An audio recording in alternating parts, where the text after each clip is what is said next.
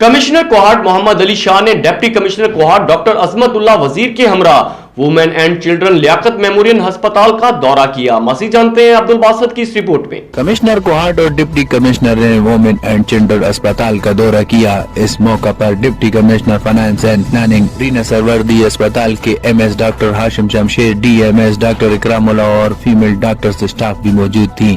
इस मौका पर एमएस डॉक्टर हाशिम जमशेद ने अस्पताल के मुताल्लिक तफसीली ब्रीफिंग दी और मसाइल से आगाह किया। इस मौका पर कमिश्नर कोहाट ने फीमेल डॉक्टर्स और दीगर स्टाफ में बेहतर कारकर्दगी की बिना पर असनाद भी तकसीम किए और अस्पताल को मजीद बेहतर बनाने के हवाले से मीडिया से बातचीत करते हुए कहा, अगर हम तमाम लोग ही खलूस नियत के साथ वो काम करें जिसके लिए सरकार हमें तनख्वाह देती है, तो ये लोगों के लिए खुशखबरी नहीं होगी बल्कि हमारी ड्यूटी होगी जो हमें उस तरीके से अदा करनी चाहिए जैसा कि उस ड्यूटी को अदा करने का हक है। ये यकीन है इस अस्पताल को देखकर और बाकी एमएस साहब और डॉक्टर साहबा की कि ये लोग अपनी भरपूर कोशिश कर रहे हैं चीज़ों को बेहतर करने में, और फिर जो हमसे हो सकता है उससे भी ज़्यादा हम कोशिश करें कि लोगों के लिए जो मरीज़ है, जो बेनिफिशरीज हैं, एंड बेनिफिशरीज, उनके लिए हम कुछ सहूलत अगर पैदा कर लें